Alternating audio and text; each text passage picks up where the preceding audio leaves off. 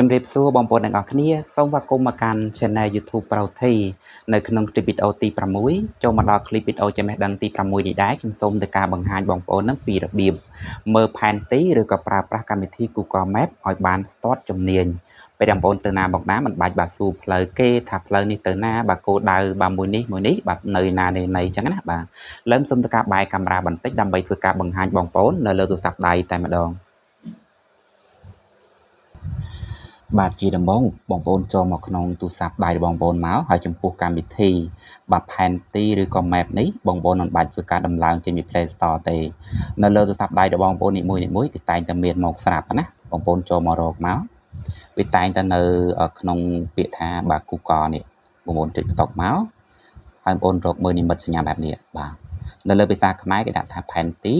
នៅលើភាសាអង់គ្លេសគេដាក់ថា mapរួចហើយបងប្អូនធ្វើការបាទទាញចេញមកក្រៅមកណាដើម្បីកុំឲ្យពិបាកចូលរកបាទរៀបទាញបងប្អូនគ្រាន់តែស្កត់ឲ្យជាប់មក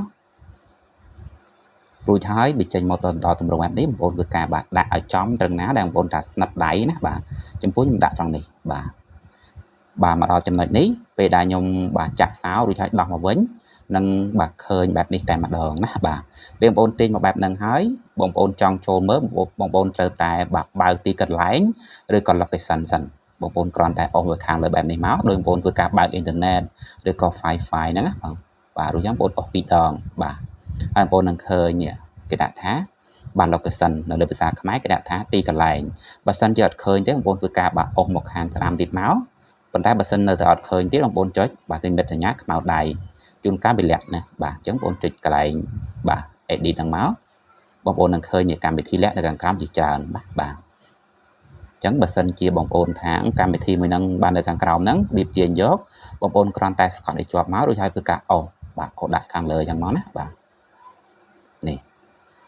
ប៉ុណ្ណឹងមករួចហើយចុចដានបាទបើសិនជាបងប្អូនចង់បើកលើក្រោយទៀតបងប្អូនគ្រាន់តែអូសមកបងប្អូននឹងឃើញណាបាទចុចបងប្អូនចុចបាទបន្ទាប់ពីលើបាន location ឬក៏ទីកន្លែងហ្នឹងមក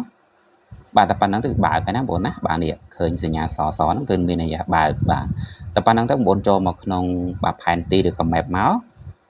ដើម្បីទៅមើលពីរបៀបប្រើប្រាស់នេះពេលបងប្អូនចូលមកបងប្អូននឹងឃើញចំណុច Q បាទចំណុច Q មូលនេះជាបាទគោលដៅរបស់ខ្លួនឯងរបស់យើងណាបាទនេះ Q ហ្នឹងណាហើយចូលមកដបងវាចេញតម្រងសបែបហ្នឹងបាទសបែបហ្នឹងបងប្អូននឹងឃើញតម្រងសតាមផ្លូវក៏សដែរអញ្ចឹងបងប្អូនត្រូវរៀបចំបន្តិចអញ្ចឹងរបៀបរៀបចំបងប្អូនគ្រាន់តែបាទឃើញសញ្ញាបែបនេះបាទដូចជាចាក់តកោហ្នឹងបងប្អូនចុចបន្ទប់ចូលមករួចហើយសំពោះខ្ញុំដូរទៅភាសាខ្មែរសិនបងប្អូនជាស្រ័យណាបងប្អូនចុចពីលើ profile នៅខាងលើហ្នឹងសិនមកបាទរួចហើយបងប្អូនធ្វើការ scroll មកក្រោមបងប្អូនរកមើលនិមិត្តសញ្ញាកងចាក់នៅលើភាសាខ្មែរនៅលើភាសាអង់គ្លេសគេដាក់ថា setting ចុចបន្ទប់ចូលមករួចហើយចុចពាក្យថាបាទ app បាទ and display ចុចបន្ទប់ចូលមករួចហើយបងប្អូននឹងឃើញពាក្យថាបាទ add language ចុចបន្ទប់ចូលមករួចហើយបងប្អូននឹងឃើញទម្រង់ភាសាជាច្រើនណាបងប្អូនអុសរកភាសាខ្មែរយើងមកនេះបងប្អូនបាទខ្មែរនៅលើអង់គ្លេសក៏មានពាក្យថាខ្មែរដែររួចហើយចុចបន្ទប់មករួចហើយចុចអូខេបាទពេលចូលទម្រង់ហ្នឹងបងប្អូនចុចសារដើមវិញមកនេះបាទនៅខាងក្រោម profile បងប្អូននឹងឃើញនិមិត្តសញ្ញាដូចជាចាក់តកោណបាទអុចបែបនេះណាបាទរួចហើយចុចបន្ទប់ចូលមកបាទបន្ទាប់មកបងប្អូននឹងឃើញនេះបាទមានទម្រង់ដូចជា3ណា3ជួរនៅខាងលើគេដាក់ថាលំនាំដើមបាទហើយបងប្អូនកលេចមកខាងក្រោមនេះឃើញពាក្យថាមជ្ឈបាយសាធារណៈហើយឃើញចរាចរណ៍បាទអញ្ចឹងបងប្អូនចុចតុកពាក្យថាចរាចរណ៍បាទរួចហើយបងប្អូនចុចឆ្វែងមកបន្ទាប់ពីបងប្អូនចូលមកក្នុងចរាចរណ៍បងប្អូននឹងឃើញបាទពណ៌ចរាចរណ៍លើតាមដងផ្លូវហ្នឹងមានពណ៌ខៀវបាទពណ៌លឿងហើយពណ៌ក្រហមនិងពណ៌បាទខ្មៅងឹតបាទពណ៌ទាំងអស់ហ្នឹងគឺតំណាងឲ្យបាទចរាចរណ៍បងប្អូនត្រូវចំណាំថាឃើញពណ៌ទ្រូចេកនេះបាទពណ៌ទ្រូចេកហ្នឹងគឺមានន័យថាផ្លូវហ្នឹងស្រឡះបាទហើយពណ៌លឿងនេះបាទជាតំបន់មមាញឹកបាទហើយពណ៌រាងក្រហមនេះបាទរាងមមាញឹកខ្លាំងហើយពណ៌ខ្មៅដិតនេះ បាទគឺពេញស្ទះបងប្អូនបើសិនជាពេលល្ងាចអីបងប្អូនឃើញផ្លូវណាខ្មៅបងប្អូនកុំទៅណាបាទបងប្អូនរកផ្លូវវាងទៅប៉ុន្តែបើផ្លូវវាងនោះបងប្អូនគិតថាពេលល្ងាចក៏បាត់ស្ទះដែរបងប្អូនគូតែជិះតាមផ្លូវត្រង់ទូស្ទះក៏ស្ទះមិនយូរដែរបងប្អូនណាបាទអញ្ចឹងរបៀបមើលបងប្អូនបាទពេលបងប្អូនចង់ទៅណាបាទឧទាហរណ៍ដូចថាបងប្អូនទៅបាទផ្សារទំនើប Eon 3ឬក៏ផ្សារទំនើប Eon 2ឬក៏ផ្សារទំនើប Eon 1ឬក៏ផ្សារស្ទឹងមានជ័យអញ្ចឹងបងប្អូនធ្វើការបាទសរសេរមកនេះបងប្អូនចុចខាងលើហ្នឹងណាឬមួយបងប្អូនស៊ូមរកមើលក៏បានដែរនេះបាទដូចខ្ញុំហ្នឹងខ្ញុំឃើញនេះបាទស៊ូម៉ែបហ្នឹងមកខ្ញុំឃើញនេះផ្សារទំនើបបាទ Eon មានជ័យអញ្ចឹងផ្សារទំនើប Eon មានជ័យគឺមានន័យថាផ្សារទំនើបបាទEon 3បាទអញ្ចឹងស៊ូមមកបងប្អូននឹងឃើញផ្សារទំនើប Eon 3ប៉ុន្តែបើសិនបងប្អូនអត់បាទអត់ដូចថាអត់ដឹងថាផ្សារនឹងនៅដំណាបងប្អូនពិបាកស៊ូមបងប្អូនក៏អាចធ្វើការចុចពាក្យថាបាទស្វែងរកនៅទីនេះបាទចុចតុកចូលមករួចហើយបងប្អូននិយាយទៅផ្សារទំនើប Eon 3បាទរួចហើយចុចខាងក្រោមនេះមកនិមិត្តសញ្ញាកែវយិត្តហ្នឹងបាទនឹងឡើងផ្សារទំនើបបាទ Eon ទាំងអស់តែម្ដងបងប្អូនឃើញនេះផ្សារទំនើបបាទ Eon ភ្នំពេញផ្សារទំនើប Eon សែនសុខហើយនៅត្រង់នេះគេដាក់ថាផ្សារទំនើបបាទ Eon បាទមានជ័យអញ្ចឹងគេដាក់1ដាក់2ទេនៅលើផែនទីណាបាទបងប្អូននៅរចនាបាទ1ទី2ទី3អញ្ចឹងបើសិនជាបងប្អូនចង់ទៅផ្សារទំនើប Eon 3បងប្អូនធ្វើការបាទចុចផ្តុកពីលើបាទផ្សារទំនើបបាទ Eon មានជ័យមកបាទរួចហើយបងប្អូននឹងឃើញបាទតម្រងបែបហ្នឹងបងប្អូនយកពាក្យថាទិសដៅចុចផ្តុកចូលមកនេះបាទគេឲ្យយើងជិះទៅអញ្ចឹងបងប្អូនរើតែចំណាំគោលដៅដែលបងប្អូនទៅរកបាទឃើញមាននិមិត្តសញ្ញាក្រហមបាទដៅពីលើចុះក្រោមបែបនេះបាទអញ្ចឹងគឺមានន័យថាគោលដៅដែលបងប្អូនទៅរកហើយគោលដៅខ្លួនឯងបងប្អូនត្រូវតែចំណាំនេះបាទមានពណ៌ខៀវបាទពណ៌ខៀវបែបហ្នឹងបាទហើយបើសិនជាបងចង់ធ្វើដំណើរទៅបាទគោលដៅនឹងរត់ទៅតាមបែបនេះបាទរត់ទៅតាមរហូតអីចឹងទៅណាបាទនេះពេលខ្ញុំបានធ្វើដំណើរខ្ញុំថតទុកណាបាទនេះពេលដែលធ្វើដំណើរទៅគឺរត់បែបហ្នឹងបាទវាដូចថាពេលយើងធ្វើដំណើរទៅគឺលែងចេញវងមូលនៅចំណុចរបស់យើងពណ៌ខៀវហើយវាឡើងព្រួញវិញម្ដងណាបាទអញ្ចឹងផ្លូវដែលយើងទៅហ្នឹងបាទគឺទៅនៅខាងមុខបាទពណ៌ខៀវហើយនៅខាងក្រោយហ្នឹងបាទគឺពណ៌បាទស្អាតបាទគឺយើងបានទៅផុតហើយបាទហើយផ្លូវទៅមុខហ្នឹងពណ៌ខៀវដែលយើងកំពុងតែបាទជិះជាន់ទៅណាបាទនេះបាទតម្រងបែបហ្នឹងខ្ញុំបានថតទុកបែបហ្នឹងណាហើយពេលដល់ទៅបាទចិត្តដល់គោលដៅដូចថានៅសល់តែបាទ25ម៉ែត្រឬក៏30ម៉ែត្រអីបាទគោលដៅហ្នឹងកន្លែងពណ៌ខៀវហ្នឹងបានបាទវាចេញតែគោលដៅដែលទៅតែម្ដងនេះទៅបែបហ្នឹងនេះចេញបែបហ្នឹងណាបាទ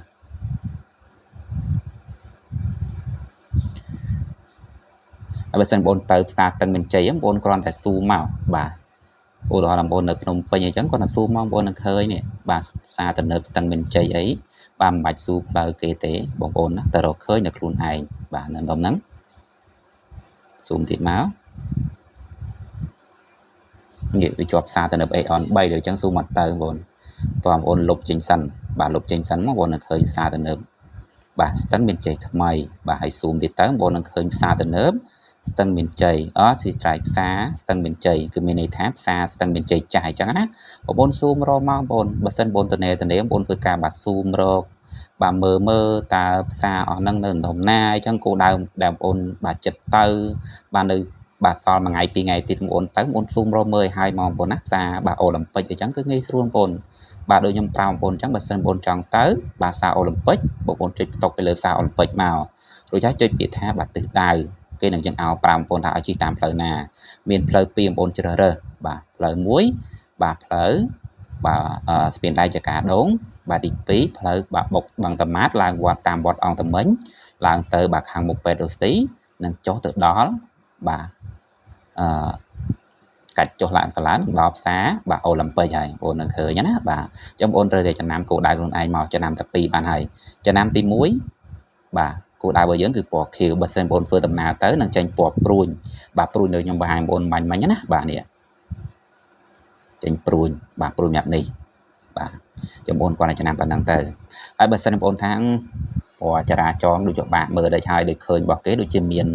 បាទពណ៌ដូចថាមានដូចជាដបូលផ្ទះដបូលអីបងធ្វើការផ្លាស់ប្ដូរមកបងប្អូនចុចកន្លែងផ្លាស់ប្ដូរហ្នឹងនេះនៅត្រង់ហ្នឹងបងប្អូនចុចចំណាំទៅខាង background profile ហ្នឹងមកបងប្អូននឹងឃើញដូចជាចាក់តកោនឬក៏បាទការ៉េហ្នឹងបងចុចតុកចូលមករួចបងប្អូនយកពាក្យថាបាទបកាយរណបនេះចុចមកហើយនឹងឃើញបាទផ្លាស់ប្ដូរហើយបាទអញ្ចឹងចុចសញ្ញាគុណទៅវិញបងប្អូនឃើញផ្លាស់ប្ដូរនេះបាទ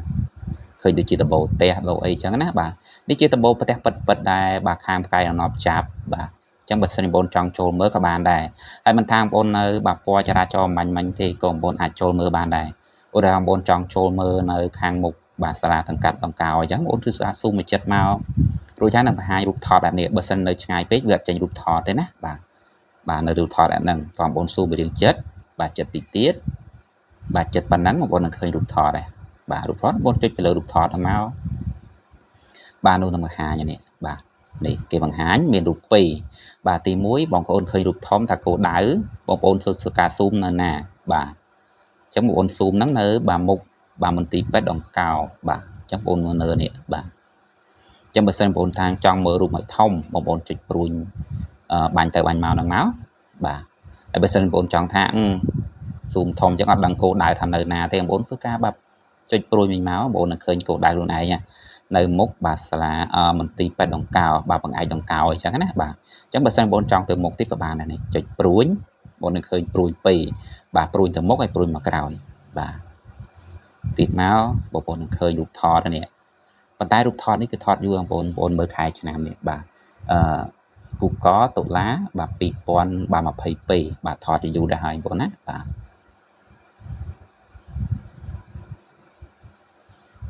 ហើយបើសិនបងប្អូនចង់ថាចង់បានរូបដបូលផ្ទះបងប្អូនចុចបាទបដូរបានដែរនេះរួចហើយចុចចឹងមកក៏ទៅដែរបងប្អូនណារួចបងប្អូនចង់ធ្វើការស៊ូមទៅមើលបាទផ្សារទំនើបបាទ Aeon 3ក៏បានដែរបងប្អូនស៊ូមមកបងប្អូននឹងឃើញផ្សារទំនើបបាទ Aeon មានជ័យហ្នឹងស៊ូមមកចិត្តមកហើយនឹងក៏ហាយរូបថតដែររូបថតខាងក្រោមហ្នឹងណាបើសិនបងប្អូននៅឆ្ងាយពេកដូចខ្ញុំប្រាប់ចឹងថាអត់មានរូបថតនៅខាងក្រោមបងប្អូនអាចចូលមើលបានទេក៏បងប្អូនស៊ូមមកចិត្តបាទស៊ូមមកចិត្តបែបនេះមករួចហើយនឹងបង្ហាញរូបថតនេះរូបថតខាងក្រោមនោះរួចហើយបងប្អូនចុចផ្តុកចូលមកបងប្អូននឹងឃើញសារទំនើបបាទAeon មានជ័យបាទចុចព្រួយយ៉ាងមកដើម្បីមើលឬក៏ស៊ូមឲ្យធំយ៉ាងមកបាទនេះប៉ុន្តែបងប្អូនមិនអាចចូលមើលបានទេណាបាទមិនអាចចូលទៅមើលឲ្យដល់ក្នុងបានទេពីព្រោះតែបងប្អូនត្រូវចំណាំថាបើសិនបងប្អូនស៊ូមទៅ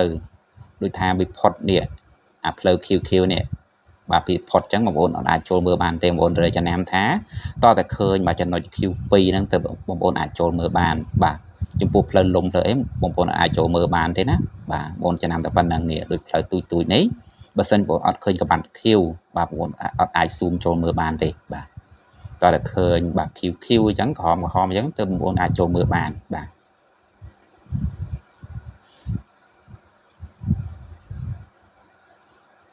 ហើយបើសិនបងប្អូនចង់ធ្វើការដាក់ជាសម្លេងក៏បានដែរបងប្អូនឧទាហរណ៍ថាបងប្អូនទៅសារទំនើប